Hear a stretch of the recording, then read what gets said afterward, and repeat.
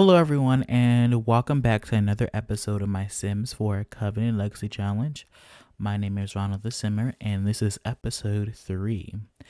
So, hello, guys. I know it has been about like 2 weeks since the last episode. I have been extremely busy with life. Um, so I haven't been having I haven't had a lot of time to basically record. I mean, I'm sorry, I had to yawn.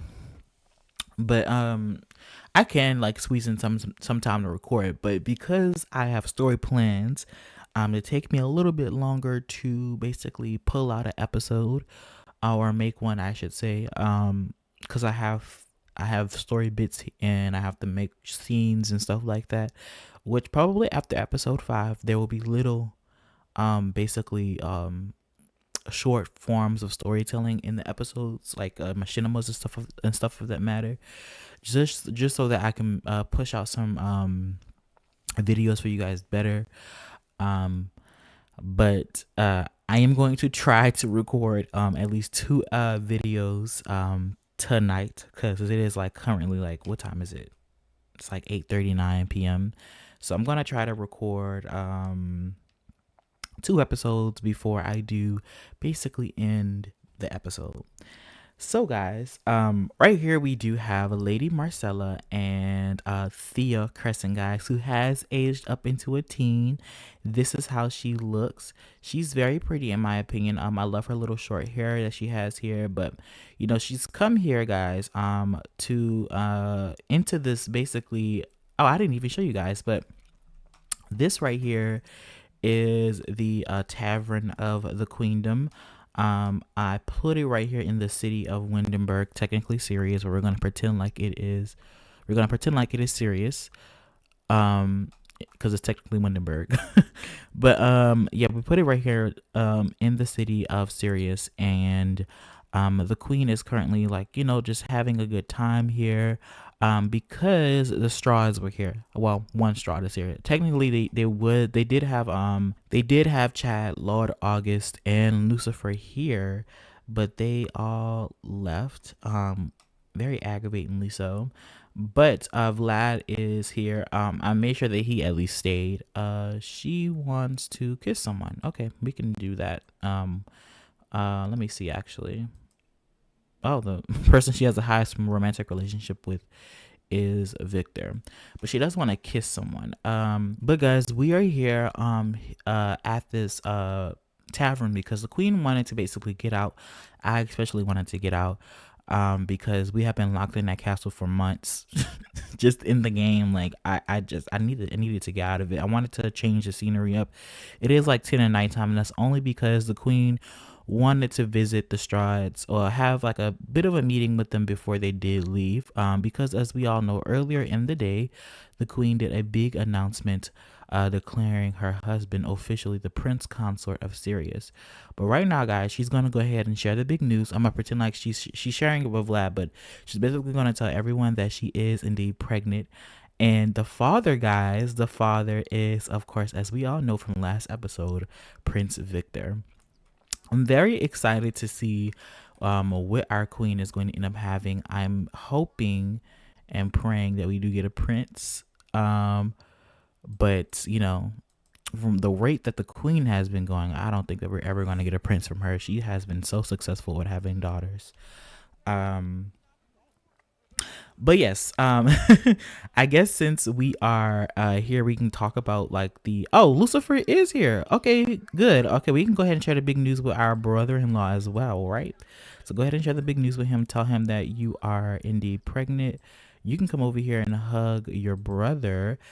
And guys, you all can see, or what you all seen in the mini movie at least, Lucifer does have a husband, which is not a normal practice amongst the witches. As we all know, they are very sexuality is not a choice, at least the way I think of it. um and they can't control who they like, but in terms of like their cultural norms, same-sex relationships are not common. It is actually low-key an abomination. amongst them. And heterosexual relationships are more so the norm in the witches culture. That's what they believe in. So yeah, I just wanted to make that clear. So the queen, she is a little bit, if you will, homophobic about her brother-in-law's marriage, because it is not a thing in which culture for two men or two women to ever get married. But Lucifer has a husband, which might I add, he did all on his own. So I did not make that marriage happen. I think that I have, because I have the story mode thing on, which amplifies people to do what they want. But then I have MC Command Center, so like people just go haywire in The Sims, like the ones that I don't play with, and they just do whatever they want. And he ended up marrying a man who he named, or who is named August. And August, guys, is also a teenager. Granted, he is 2 days from aging up, but I think it's because I have it in my mod settings to allow for teenagers and young adults to basically procreate. So that's probably why they ended up getting married. Um, which I mean, it's not too far off from real life events when it comes to like medieval periods where people would marry teenagers to make sure that they would have children or to further cement alliances. So Lucifer, he married one of, I guess, the nobles of his vampiric court. And look at the queen is telling everyone that she is, of course, pregnant. So the queen, she's very happy about this, guys. So yeah, I'm pretty sure everyone is a little worried though, guys, because of course, as we all know, they do not want to have another Moira situation. But something that was discussed last episode by some of you guys was that maybe essentially the reason why Lord Soren sent her Victor inside of the queen's room was essentially because he wanted to basically give Victor another plaything to get off of Moira, so Moira can focus on whoa. Guys, what? Whoa, that sim is irresistible. Princess Arwen has a major crush on Lady Marcella.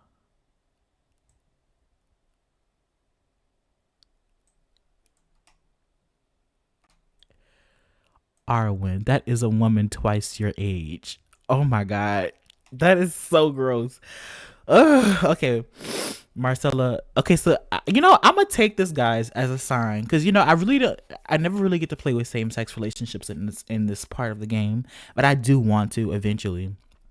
But I'm gonna take this as a sign that Arwen is actually lesbian. She's not straight. She's not heterosexual.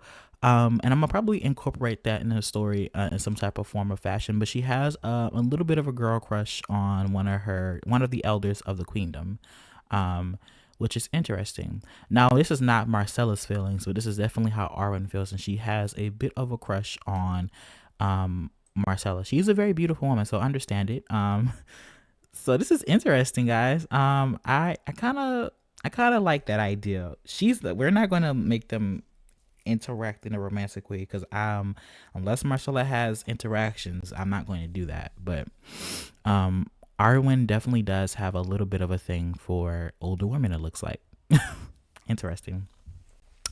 But I don't even remember what I was saying because I got so sidetracked. But let's just get back to basically what happened in the mini movie. So yeah, guys, the queen, she essentially announced to everyone that I'm gonna get the queen to come over here and kiss her husband because she does want to kiss someone. She basically announced to everyone that in a little bit of a ceremony, she announced to everyone that her husband, Prince Victor, is officially the prince consort of Sirius, and any future consort of any queen that is married to her will be dubbed as a prince consort of Sirius. I'm sorry, guys, my throat got a little bit of a crook in it. BP.move objects on. But yeah, any future male that marries a queen will officially mm, okay. They will officially any future who's this? Some random any future prince, I mean any future male that ends up marrying a queen, he will have the official title as prince consort. And this very much did upset King Vlad, but you know, and they were personally invited as well as the queen's niece and nephews. Little where is she? Little Orlin and little Samir, guys. And Aurora did come with her human husband, who you guys did see in the mini movie. I'm pretty sure I put his name in in the in the dialogue, but I don't remember if I did. But because I don't remember his name, but I know he's a very handsome male that I did get off the gallery from, I think, Ashley Tart. But the ladies that aren't, you know, who aren't high ladies are starting to marry humans. Um, Humans with blonde hair. Well, it can literally be any hair because I haven't decided for all of the ladies just yet, but they have started to marry humans and um to basically try to expand their race. But they will have a little bit more diluted blood than the other ladies, sadly. But it give us chances to have more males throughout the queendom, so that our noble ladies as well as our princesses can have other mates of their own. But yes, Vlad was a little bit upset about this, guys, because he, of course, as we all know, he kind of wanted his son in some sense to kind of become a king over here. And I'm pretty sure he was the one who put these things inside of his head.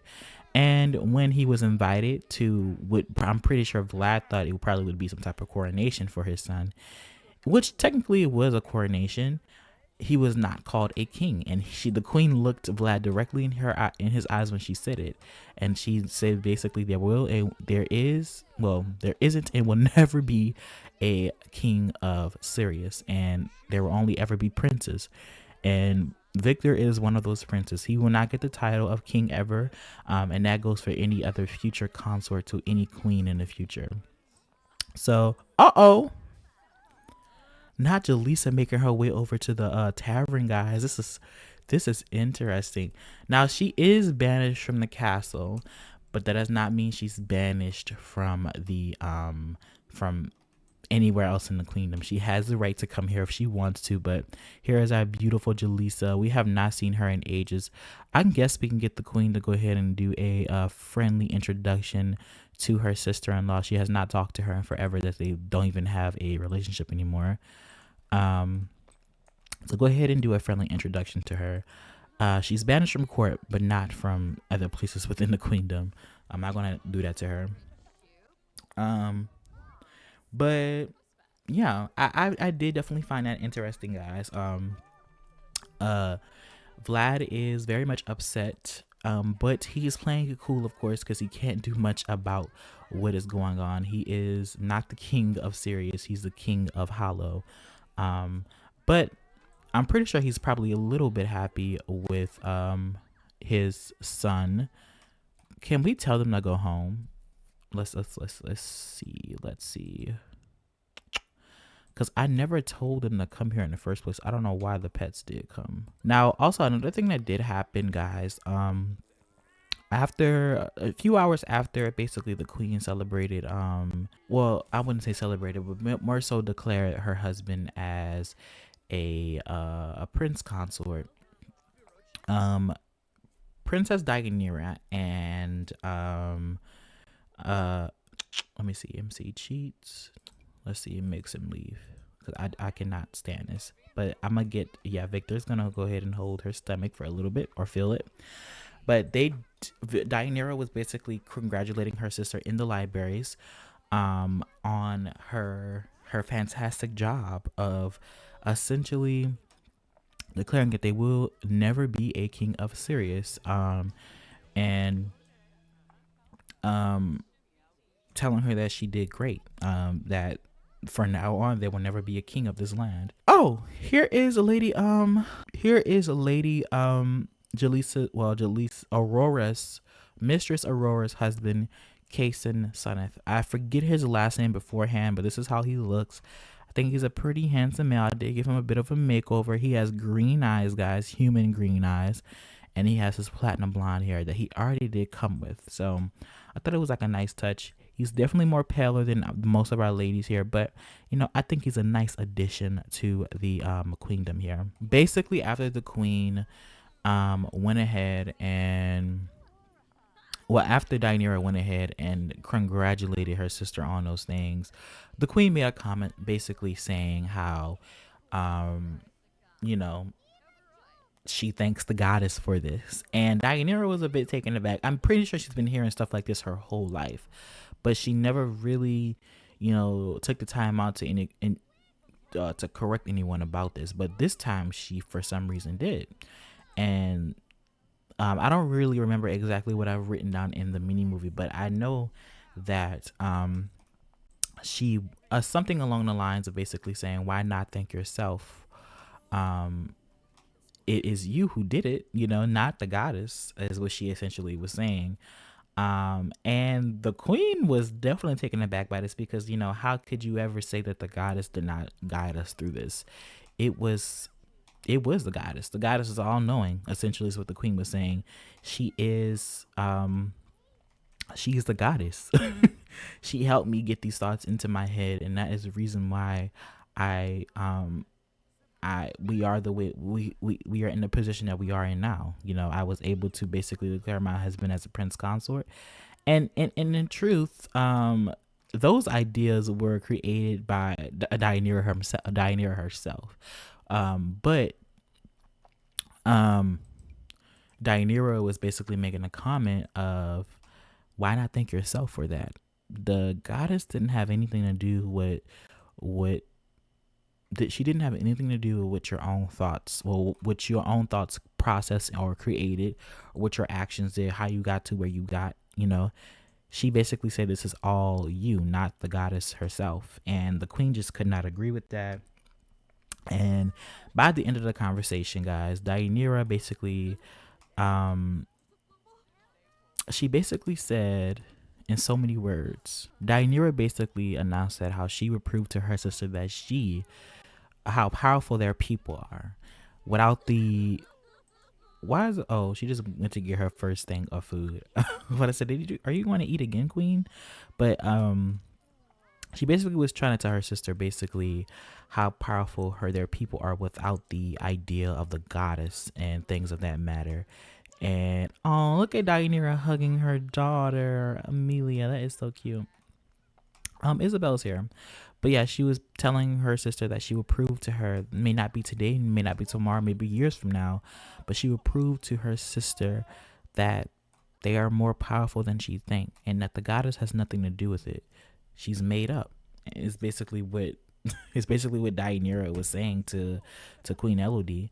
And all Elodie really could do was say that she would pray for her sister, because what else would a religious person do in that matter? Like, this is what the queen believes in, and she's not about to like sit here and deny everything for years of her teachings just to say that, oh, the goddess is not real. That, I mean, even if she does, it doesn't happen overnight.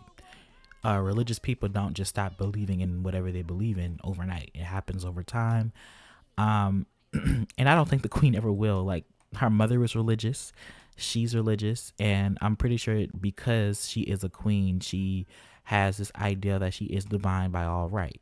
And she probably wants to hold on to that thought, that feeling of divineness, that feeling of, I'm powerful and the God has chosen me to rule over you people. But yeah, guys, Princess Dynira, she has something planned, and I don't know what it is. Well, I do know what it is. You guys don't know what it is, though. But she has something planned, and she wants to like show her sister that, of course, they're powerful, and she's going to show her that she can prove to her that she's powerful without the help of the goddess. She's in the process of doing something very grand for her sister. But you guys don't know what that is, and probably won't until a while. Um, and one thing that did happen, I hope I did include this inside of the mini movie, but Princess Arwen was looking in on the conversation. She was hearing whatever was going on through those bookcases. She was eavesdropping on her mother and aunt's situation, um, which is very, very interesting, guys. She was definitely doing that. And I wonder what her was going through her mind. Arwen herself is a very, very interesting character. Like the fact that she is, in my head now, a lesbian, which I love. I really feel like that fits her character. Like, I feel like Arwen is very much a girl who prefers women, but um this is kind of exciting because it's going to be like my first character in this series that is like that prefers women, and I'm going to make sure that she has relationships that are intertwined with that. But she's now the newly discovered guys into women, and she is also very much she's very much like she very much is obsessed with her sister in a way. Um, like she really loves her sister Moira. As you guys can see that they're like really close. She's obsessed with the idea of them being vampires. One thing I will do is go ahead and get them to start practicing on their magic. I should have been doing that since they were here. Honestly, can she not do that though? Activities. I guess not. But the fact that the princess here, guys, she literally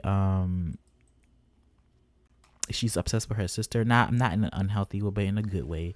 She's obsessed with the idea of the vampires. She finds them very, very interesting, and she wants to. Oh, one thing I did not show you guys, was that it happened earlier in the episode. I don't know if I can find it. Let me see if I can. Well, I wasn't able to find it, but I'm pretty sure. I'm pretty sure I passed it up knowing myself, but essentially, guys, what happened was, Lady Margaret, our mother seer, has indeed passed away, which means we do have another mother seer, which is, who would it be? Lady, why do I always forget her name? Lady Nadine. Good, I remembered it. Gotta work on. I'm working on my memory. But yes, Lady Margaret has passed away. Lady Margaret Bennett, and of course now Lady Nadine, who's once Mistress Nadine, is now our new mother seer. Now we're gonna end this episode off, which we're gonna probably head over there in a little bit. Actually, we're gonna end this episode off with a funeral at the Bennett household, and we're gonna have like a little party. And I'm going to invite over the queen and all of those people so that we can like host a little bit of a celebration in honor of her death after we get the funeral done, of course. But yes, sadly, our mother sir has passed away, which she was saying that she was gonna pass away soon, and I did know she was gonna pass away soon as well. So she's now officially gone. R1, guys, though, is set to become the next mother seer of everything if everything goes well. Either it's going to be Arwen or Hestia, who will eventually become the next mother seer. It really all depends on how everything goes, because we don't know what will happen. We don't know what. Oh my god, guys, you just see this. Oh my god. Well, Rhaenyra didn't really take it to heart good, because if she would have did that with anyone else, they probably would have was very much would have been in fear of her. But they already got this thing with the vampires, and she's over here trying to pretend like she's gonna bite her aunt Rhaenyra. Oh god, I wonder what that was about. But I don't even remember what I was saying. But essentially, guys, yeah, either it's gonna be Arwen or Hestia, who will eventually become the mother seer, and it really just depends on whether or not she could be Mexico, sure. It really just depends on whether or not, essentially, our lovely ladies here, which was I'm talking about in terms of the princesses, like if Moira was to die unexpectedly, or Arden were to die unexpectedly, and it just so happened that Hestia would become the heir, or Arden would become the heir, any of the queen's daughters. Now that we have this sickness stuff, um, probably deaths are gonna happen a lot more often. So I gotta be more careful with things that are happening. I'm hoping that Moira will survive up into adulthood, but we will have to see how that will go. Um, so yeah, this is basically what's all. This is basically that. So yeah, this is basically that's all. So yeah, this is basically what's all going on. Tell me what you guys think about Arwen, like her eavesdropping on her mother and aunt's situation, and how do you think that would affect the story, and things of that nature. I wonder if she would ever tell Moira what she heard between her and her mother, which I feel like she would, considering how close they are. Probably tell her sister to the side and be like, "Oh my God, this is what I heard from my aunt and mother," but she's probably processing right now, and it's why she probably haven't told Moira. Um, so yeah, tell me what you guys think of Arwen. Oh, and the fact that she has a crush on Lady Marcella. What you guys think about that? That one was very much a doozy for me. But yeah, guys. Okay, guys. So we are currently at the what actually, what is the name of the chapel? I think it's Gaia's Chapel. I don't remember, but we're at the Church of the Queendom, guys. We're at the religious head, and currently, oh, oh currently, we have the closest family members to Queen Margaret here, with the exception of her son Julian, I'm pretty sure, and his kids with Lady Isabel. So they didn't come because I just didn't feel like inviting them over and adding them to the household temporarily. So instead, all I did was the Queen gave Cyrus leave to basically come over to the chapel, and he came here with his daughters. Um, Princess Hestia and Princess Arwen, and of course, the new Mother Seer Lady Nadine. Hi, Lady Nadine. She has her three kids here, guys. So we have, I'm pretty sure, Figaro, or is it Fig? Let me make sure. We have, yeah, Figaro. I was right, and we have little Fenris here. And over here, I'm pretty sure his name is Frey. I'm about to say Faris. But we have Figaro, Fenris, and Frey. These are the three sons of Lady Nadine. So as you guys can see, our poor lady, the Lady Bennett's household, her family lineage will end with her sons, but her bloodline will survive on through a female bloodline, just not a male one. Let me turn on hit light effects, and of course we have Luca Bennett, previously known as Luca Sonneth. He is, of course, the child of Lady Giselle Sonneth and Lord Corbin Sonneth. So we do have a traitor. Well, he was a traitor. He wasn't a traitor when he married Nadine, but he was indeed. He was never a traitor, but he does have a traitor's bloodline within him. But I feel like the Bennetts tried to like ignore that fact because the damage has already been done. Luca is already married to Nadine, and I'm pretty sure Nadine loves her husband. She does. So, um, they try not to really bring it up, and people try to ignore it. Luca, I feel like, very much removes himself from his family. They don't really talk to each other because the Bennetts are a very prestigious family. They are the mother seers of this country, the religious heads. So they have to be perfect at all times. They're on the same level. They're not on the same level as the queen, but they are up there with the queen. So they kind of have to. Luca had to remove himself from his family, so he doesn't speak to his sisters or his nieces and nephews. He kind of just stays with the Bennetts as much as he can. So yeah, we're having them mourn right now. As we all know, not weddings, but funerals are private affairs. They don't really have them when it is in the mourning process. It is only sanctioned amongst the immediate family. But once they do get mourning, I am going to go ahead and have our lady Nadine here plan a party in honor of our mothers here. So this is her portrait, guys. I have not given them. I haven't given them their engraves yet. Robert or Margaret hasn't gotten their engraves yet, but I will do it off camera. But this is Lady Margaret's her portrait. I have to get a portrait made for Lady Nadine very, very soon so that we can remember her as a future mother seer.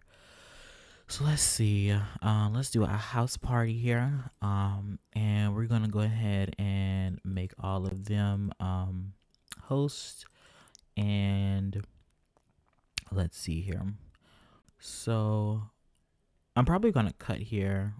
Yeah, I'll do that, and then I'll come back whenever I have everything set up. So actually, it is called Sirius Church. And another word for it would be called the High Church. So I did not even realize that. It's been a while since I actually played the game. Let's get them back inside their funeral outfits, because some of them are now hosts. So let me get them back inside of their funeral outfits. I don't know which one is hers. I think it's the last one. It was indeed. I'm going to make Cyrus get into his funeral outfit. And I'm going to, of course, make the Lord of the household get into his funeral outfit. So go ahead and do. Oh, is it the wrong one? That's his wedding outfit. Oh, he has one right here. See, I can't see you. Okay, let me go ahead and turn on autonomy to have them kind of walk around and do as they must. We're going to end the episode off with the Bennetts, in honor of our last mother seer. She has officially passed away, which is very, very sad. We're going to come up in here and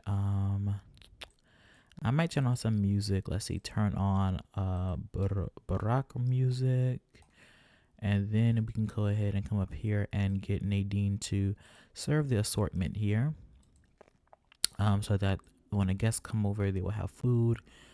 But yes, she's now the new head of the family here.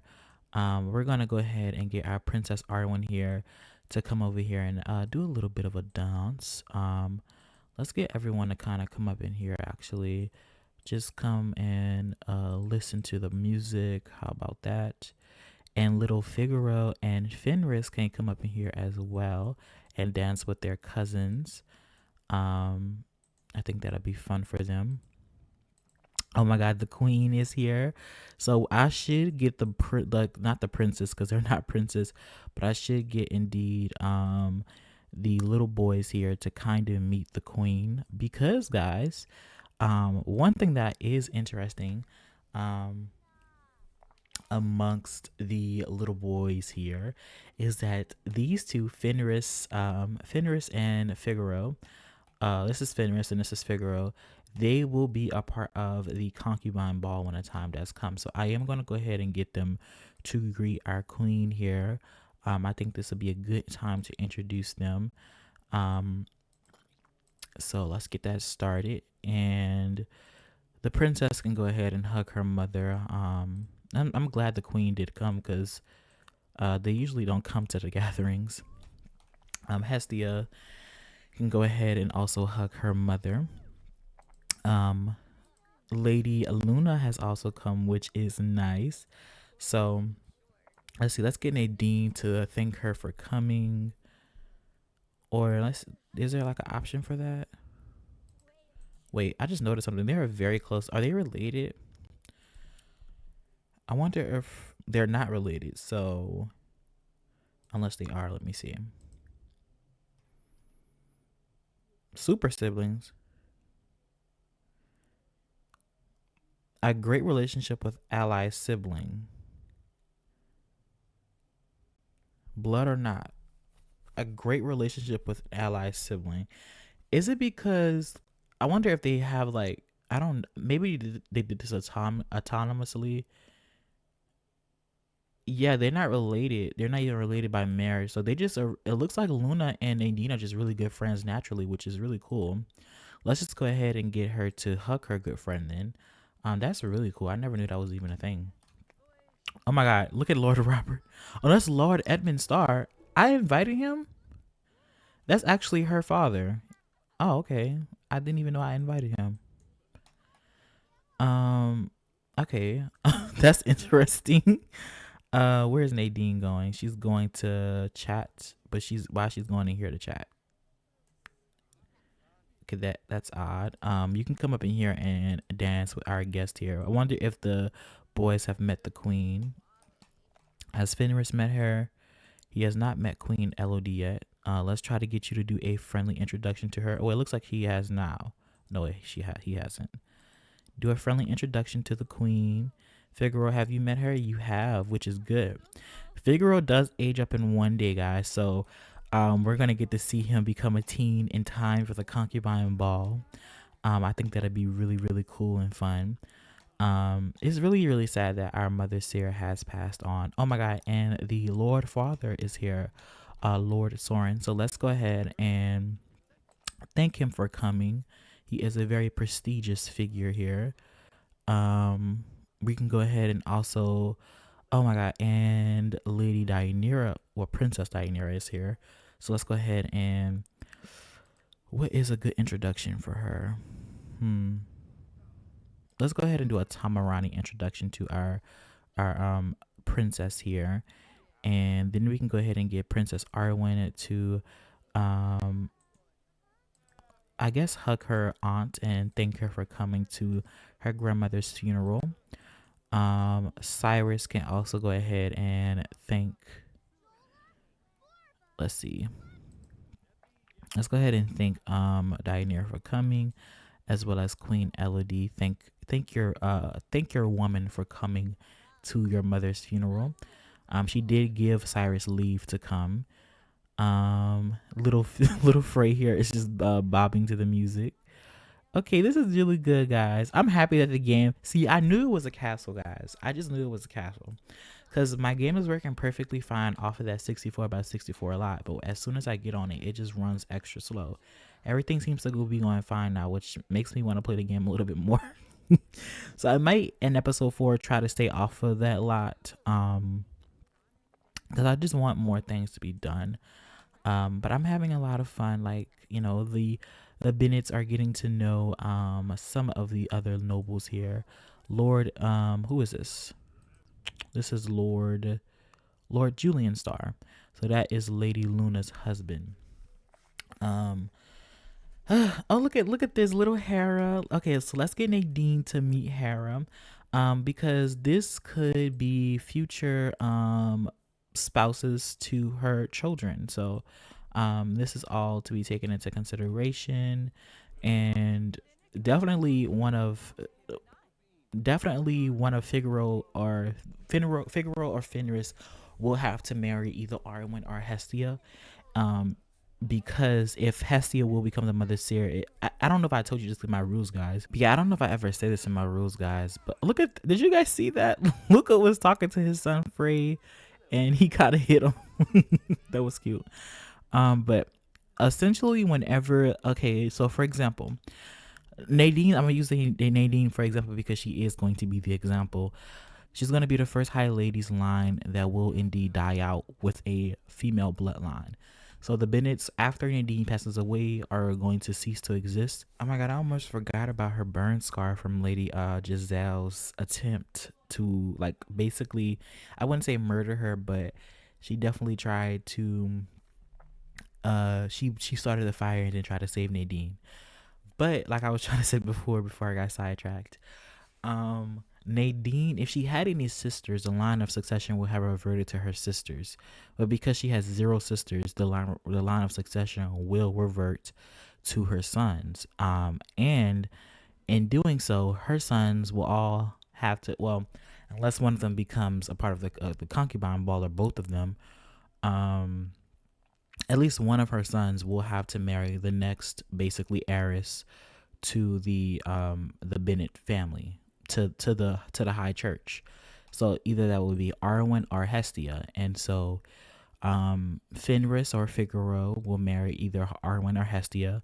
This will decrease one of the princess's prestige points, but it is going to be a thing, because whenever a line dies and there is a female to take over from one of the male bloodlines, then they will have to marry somebody a part of the main bloodline, which would be one of the sons of Lady Nadine, to continue her line in some sort of way, since she does have children, but they're not females. Oh, Lord Luca and Frey have yeah, we can say that. I guess so. They really are not liking each other right now. But I just wanted to make that clear if you guys were confused in any way on how this would go. Um, so what I might do instead, when we do have the concubine ball, I will probably put Fenris or Figaro in the concubine ball. Um, and if Frey gets to become a child in time, he probably will be a part of the concubine ball as well. Um, I said Fenris. I meant to say Frey if I did say Fenris. But if all three of the boys are in the concubine ball, one of them will have to basically, and let's just say all three of them win. One of them will have to basically stay behind, and not become a part of the concubine, or not become a part of Moira's harem. Arwen will have her own harem as well, but she probably will also have a husband, if she ends up becoming the mother seer, which she is in line. She's set in line to become one. So that's basically going to be Arwen's future. She's going to become the next mother seer. Now that her aunt has had three sons, and that's something that her grandmother said. Like, she fears that her line will end with Nadine. Now they have no possible knowing that this is my rules, so they don't know these are my rules, because these are like rules that are in my head. So Nadine could possibly well think that she might have a daughter, but she's gonna have this is gonna be her last children. She's not gonna have any more kids. Her line ends with her sons.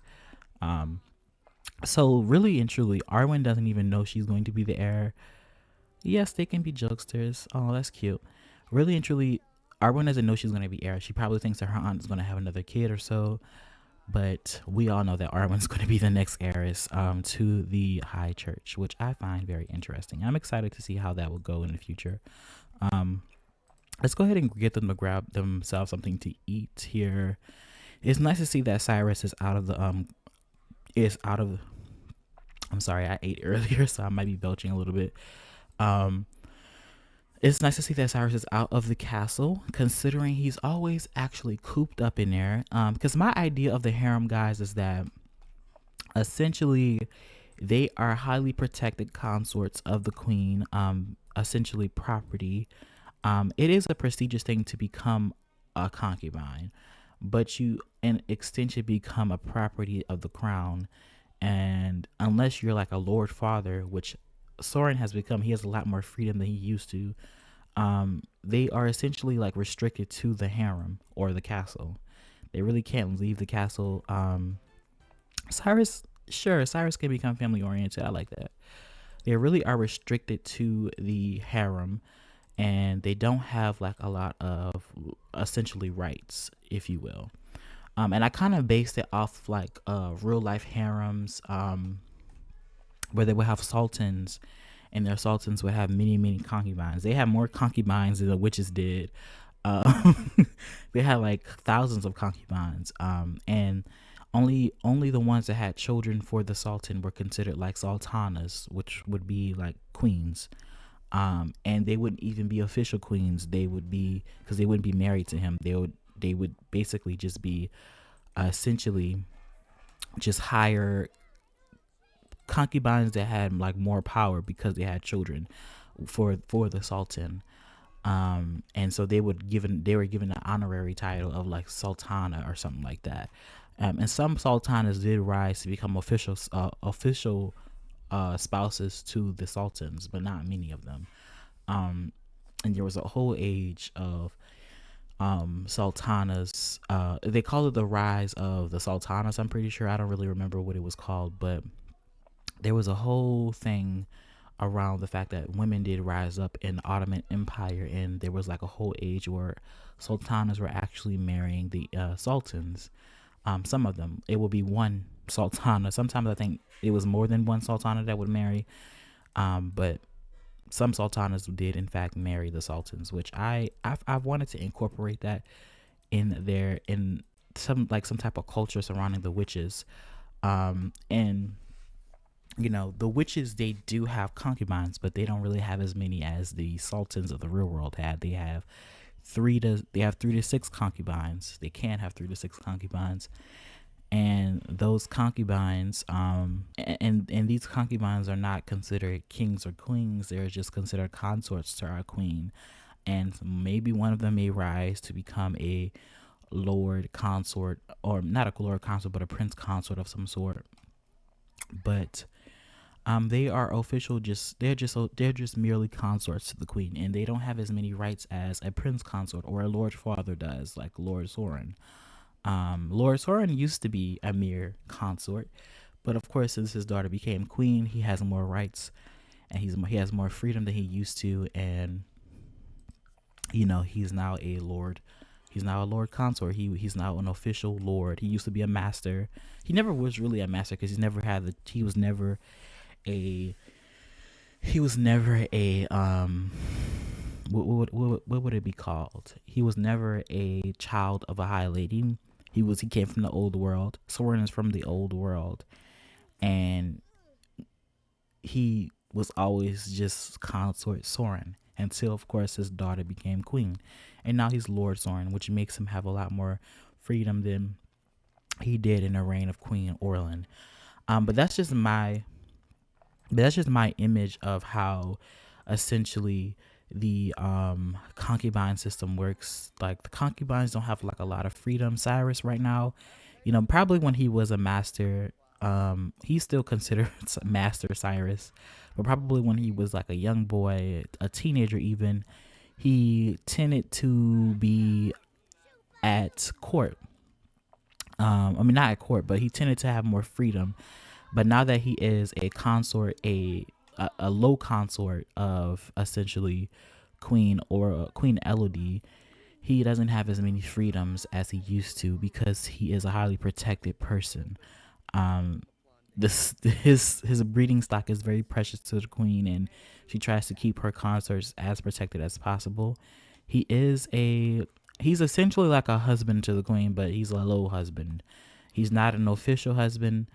He is just he's a consort. So I always wanted to kind of explain that a little bit better, but I never really had the opportunity to.